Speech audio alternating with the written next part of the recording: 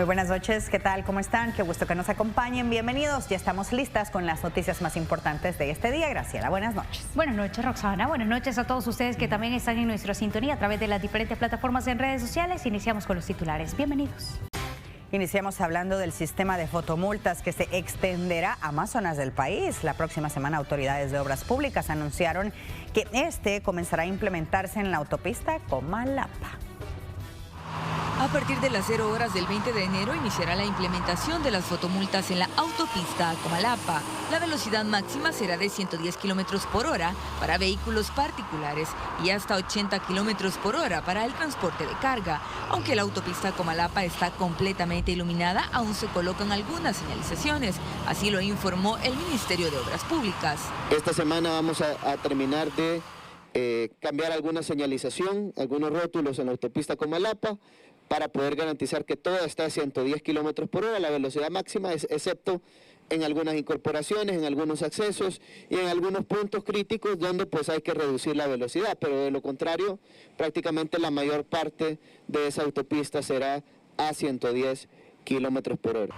A partir de la implementación de las reformas de la Ley de Transporte y del Código Penal, hay una disminución en los accidentes y cada una de sus consecuencias de lesionados y fallecidos. Sin embargo, el porcentaje de peatones fallecidos este año se ha incrementado en un 70%.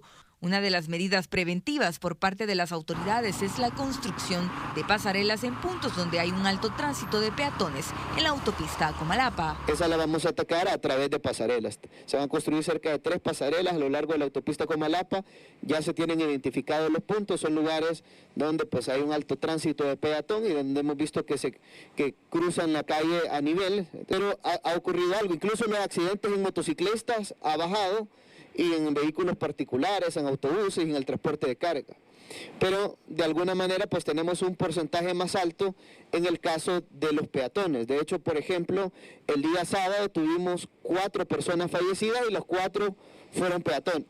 A la fecha se reporta una disminución del 20% en la siniestralidad vial en comparación al año 2024. Del 1 al 13 de enero se reportan 496 accidentes de tránsito, 123 menos que en 2024, cuando a la misma fecha se registraron 619. En cuanto a los fallecidos, se reporta 11 menos que el año anterior, con un total de 30, mientras que en 2024 se registraron 41, es decir, una reducción del 27%.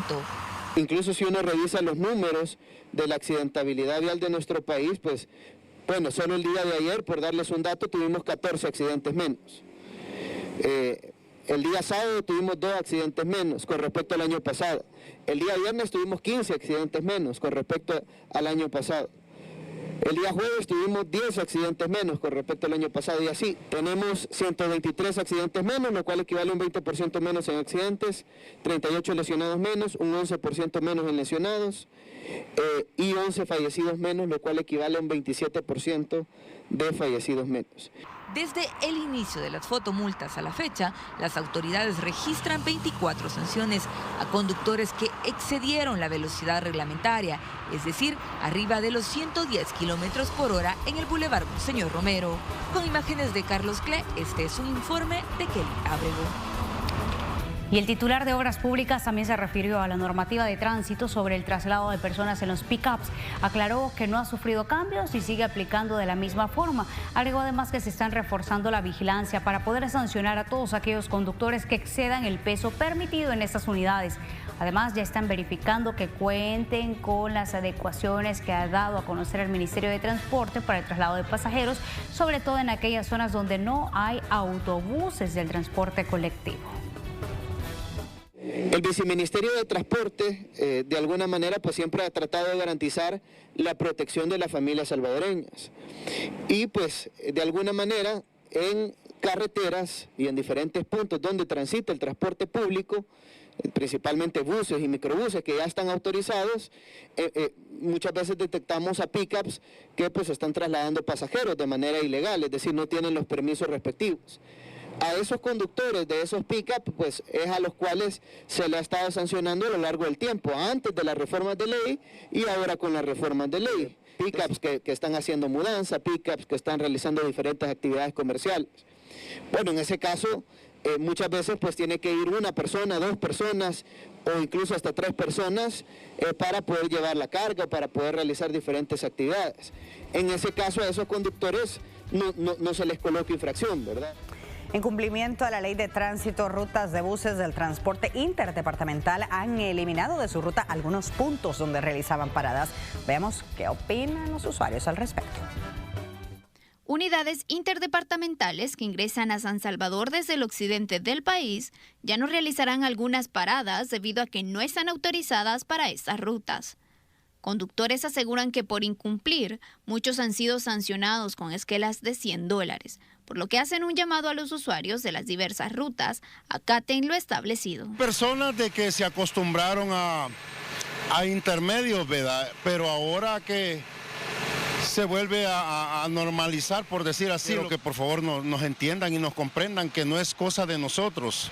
No es que nosotros no queramos hacer eso, sino que tratamos de cumplir la ley. En la Ceiba la única parada es hasta aquí, pero como el usuario no entiende, ¿verdad? El usuario, aquí me quedo y si no se queda, pues ya, ver conciencia con nosotros, ¿verdad? Que nos hagan el apoyo, de que nos colaboren, porque la verdad que nosotros andamos trabajando, pues. Sin embargo, entre los usuarios hay diversas opiniones. Hay quienes aseguran que esto les implicará un gasto extra para movilizarse hacia sus destinos. A veces uno viene solo con el pasaje, carga el cabalito y no hay qué hacer después. A veces uno no sabe qué rutas agarrar, ¿verdad? Pero si es de que tiene que quedarse, por supuesto, allá en la barrio, o sea, afecta porque hay que venir hasta aquí, ¿va? O pagar sería el microbús que lo lleve de regreso. Pero ¿cuáles son las paradas que ya no realizarán?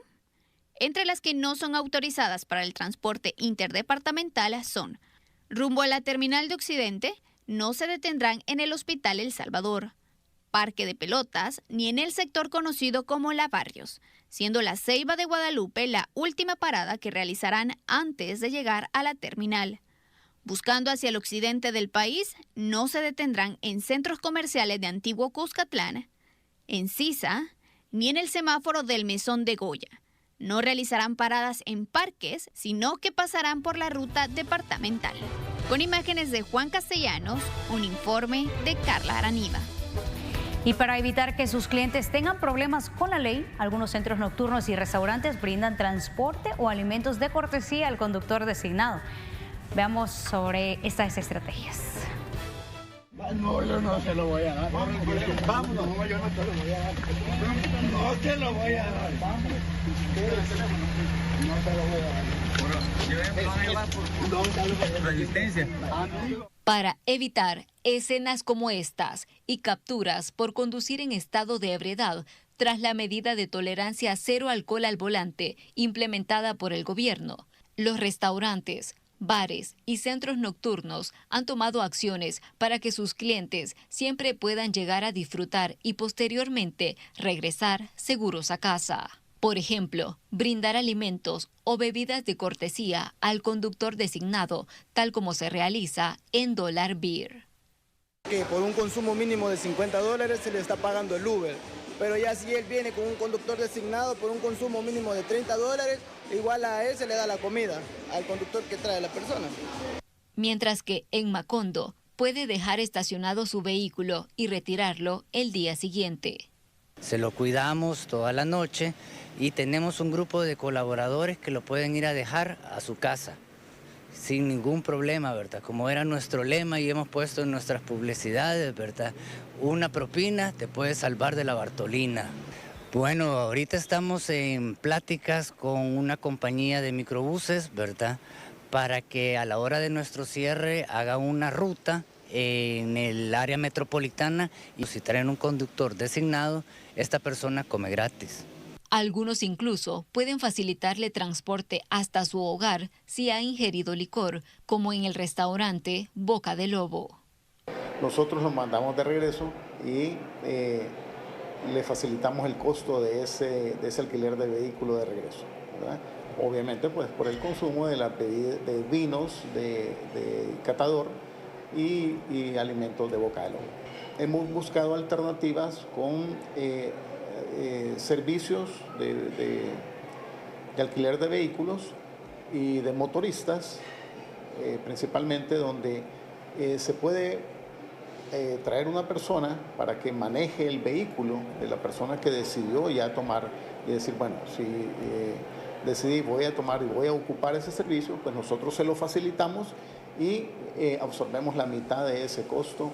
Nosotros le damos un plato compuesto con esas entradas y una bebida de cortesía para el conductor designado. Estas medidas han sido necesarias, ya que según los empresarios de este rubro, la cantidad de clientes ha disminuido entre un 20 y un 70% tras las reformas realizadas a la Ley de Transporte Terrestre. Para algunos salvadoreños, la medida es muy drástica porque no pueden tomarse ni una sola copa de vino para acompañar sus alimentos, mientras que otros consideran que endurecer las leyes contribuirá a evitar más accidentes de tránsito. Ya estoy más de acuerdo con lo de las multas que con la cosa de cero tolerancia al alcohol, porque por ejemplo, yo a veces llevo a mi mamá a comerse su carnita, a tomar una copita de vino y ya está complicada la cosa, o sea, y eso creo yo que no le pierde a uno la coherencia, ¿vea? Con una copa de vino, incluso dos, a uno ser responsable con el tema de la conducción. Pero hay que adecuarse, pues. Yo creo que tiene que reevaluar, ¿vea? Porque yo creo que está un poquito extrema la situación, ¿vea? En parte sí está bien.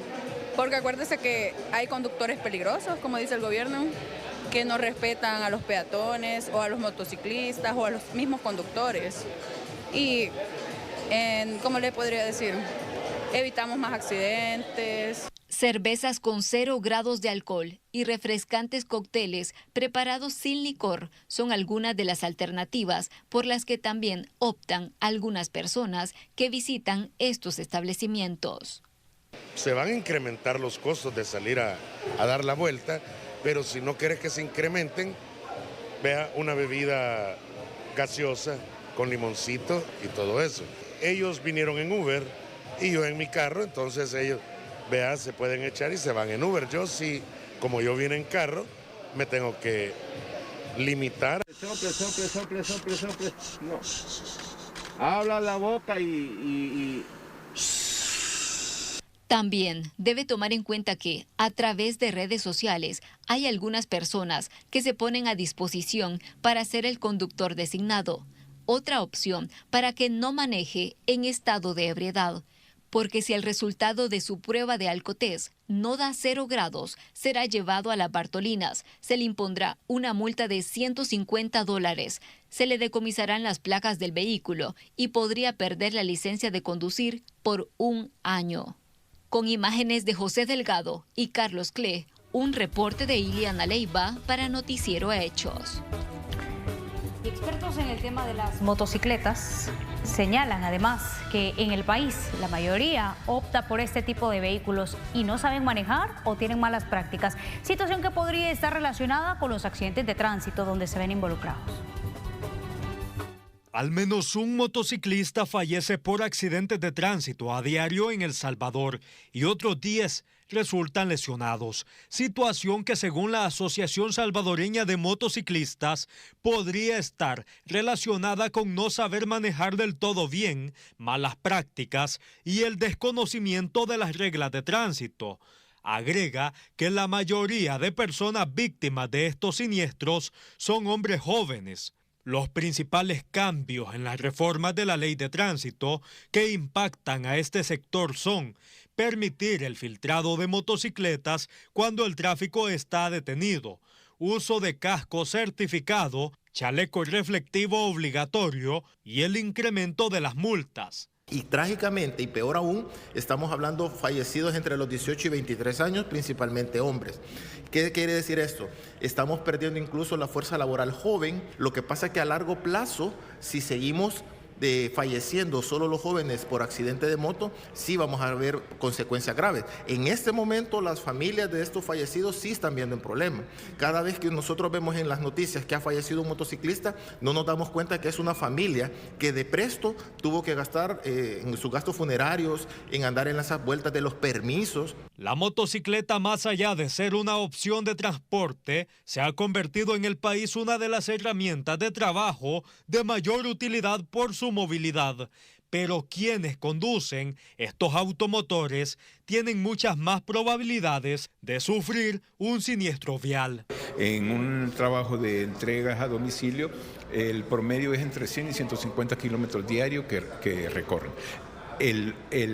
La posibilidad de que tengan un siniestro es mucho mayor a alguien que puede conducir 10 o 20 kilómetros solo para llegar a su trabajo. Entonces, la capacitación en el manejo de moto es lo que hace en realidad un cambio. La mayoría de motociclistas en el país nunca han recibido una clase e instrucciones sobre cómo manejar motocicleta, tomando en cuenta que en El Salvador el 33% de los automotores son motocicletas, unas 619,000. En lo que va de 2025 se registran 99 siniestros de motocicleta en las calles del país, un promedio de 8 diarios y 5 víctimas mortales desde el 1 de enero a la fecha. Para Noticiero Hechos, un informe de Moisés Bonilla. Con 324 grados de alcohol fue detenido Elmer Enrique Rivera, quien conducía motocicleta e impactó con un vehículo. Esto ocurrió en la calle principal de la colonia Esperanza, en Quesaltepeque, La Libertad. En este percance, la acompañante del motociclista resultó lesionada y fue trasladada a un centro hospitalario.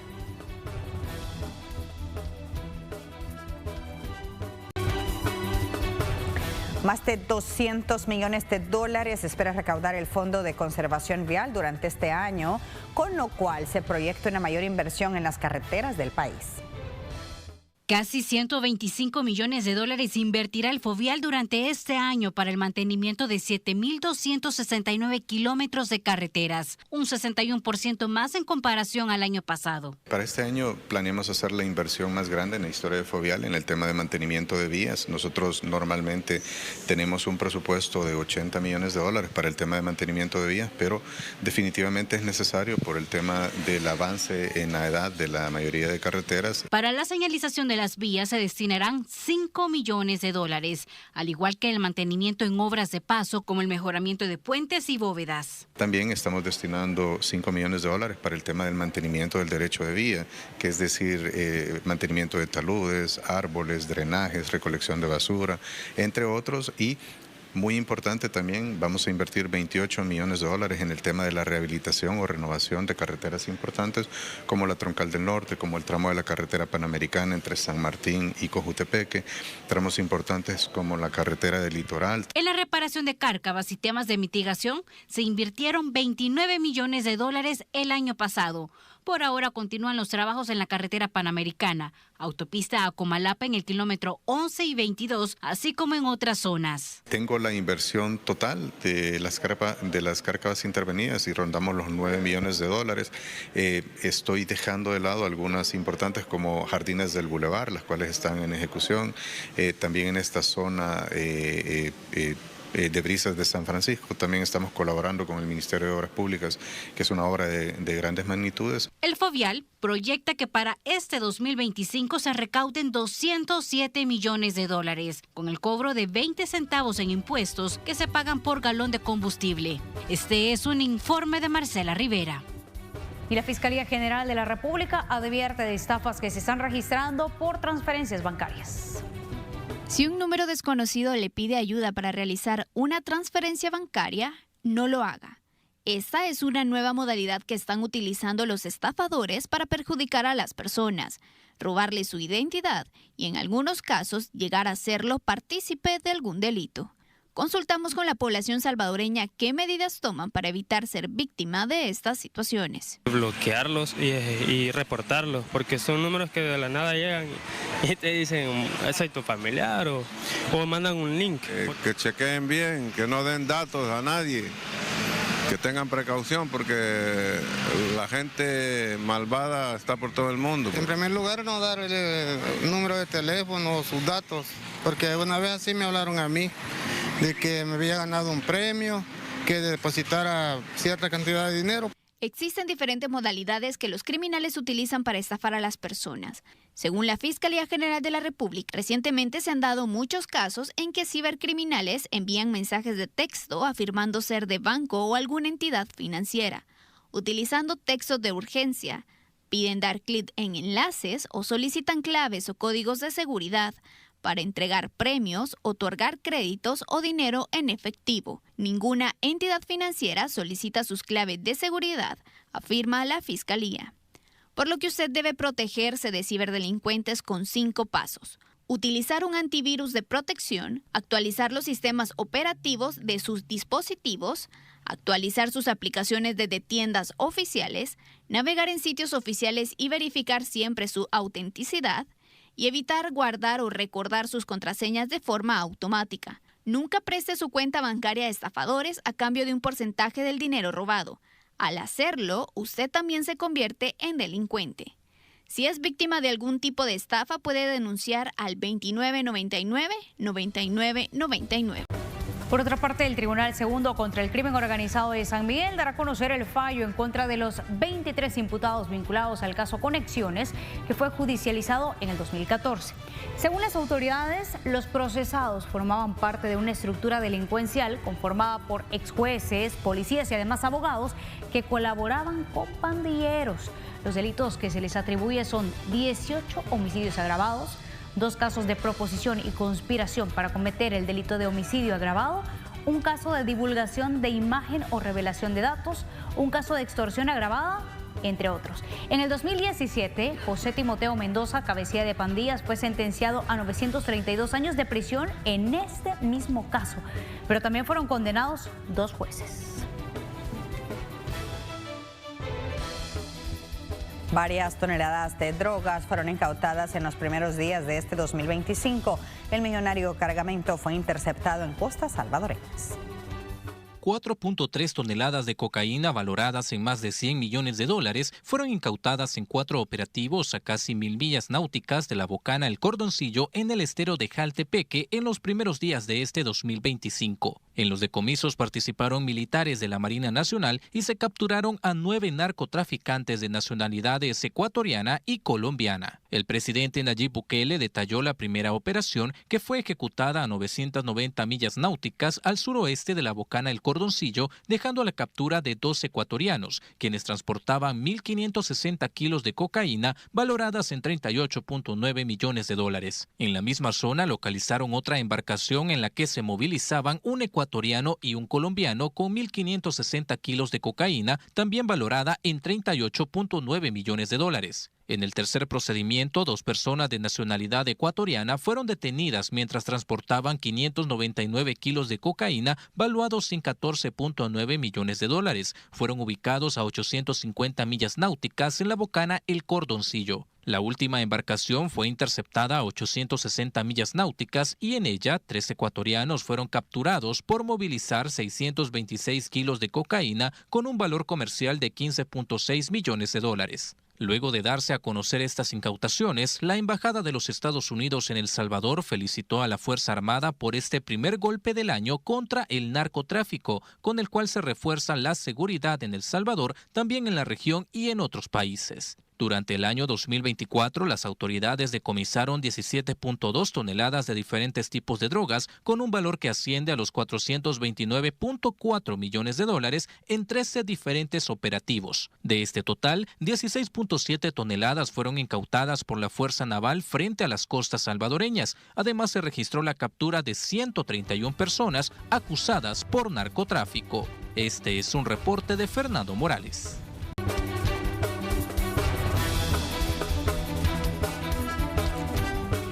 Y un docente falleció luego de caer desde una altura de 10 metros en el centro escolar Francisco Gavidia de Lourdes, en el distrito de Colón. La víctima, identificada como Juan Antonio Cruz, limpiaba el techo de una cancha cuando sufrió la caída. Lamentablemente sufrió graves lesiones en la cabeza y varias partes del cuerpo.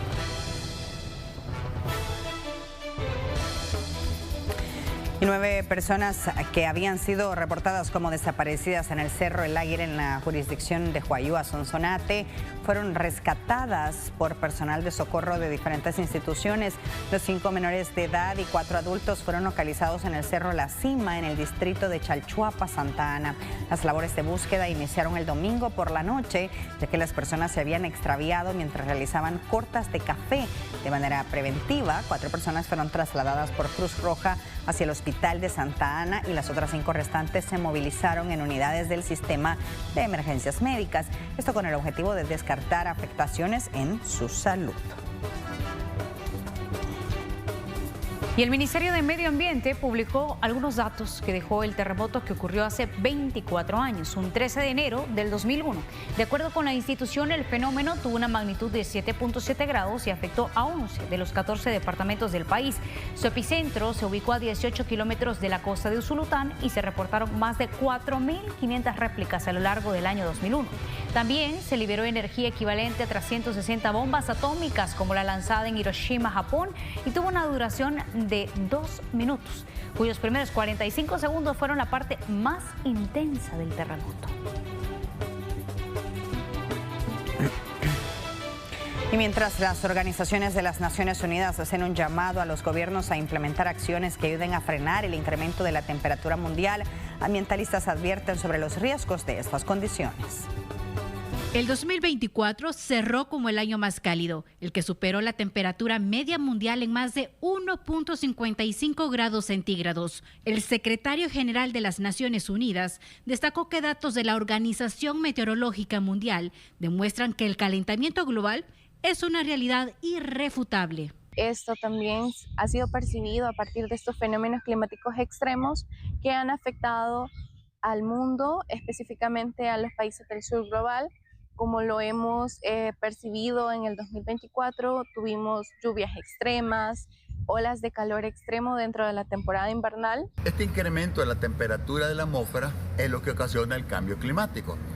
Hemos escuchado en los últimos meses los incendios que se están dando en Los Ángeles, que son los más feroces en la historia de California. Del 2015 a 2024 es la década que ha registrado temperaturas más altas. En el año 2015, los líderes de los diferentes países acordaron en la Conferencia de las Partes de Cambio Climático, que estaba reunida allá en París, acordaron que iban a hacer todo lo posible para que la temperatura promedio del planeta no subiera más de 1.5 grados con respecto a los valores preindustriales. O sea, ya sobrepasamos el límite que se había estipulado que no deberíamos pasar. Eso se debe a la falta de compromisos a nivel global para frenar el calentamiento y reducir las emisiones de gases de efecto invernadero.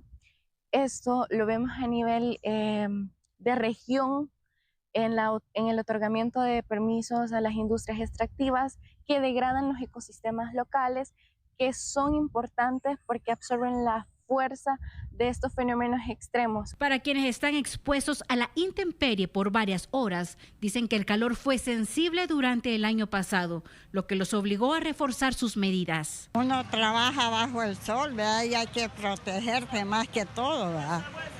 Porque las manchas, bueno, pues hay que resguardarse, buscar la sombra mejor, ¿verdad? A hidratarse también. Lo sentí bastante caluroso y pues hay bastante deshidratación. Y como las medidas, pues andar agua, tomar poco a poco agua, hidratarse. No exponerse mucho en las horas donde el sol está más bajo o se siente más la temperatura. Sí, fue bastante caliente este año que pasó, ¿verdad? Y pues afecta un poco, ¿verdad? Porque digamos el sector, digamos, donde hay partes donde hacen sembradillos, pues el calor seca lo que es el cultivo, ¿verdad? Entonces prácticamente siento yo de que eso no nos conviene a nosotros, ¿verdad? La Organización de las Naciones Unidas ha hecho un llamado para que gobiernos presenten nuevos planes de acción climática para frenar el aumento de la temperatura mundial. Este es un informe de Marcela Rivera.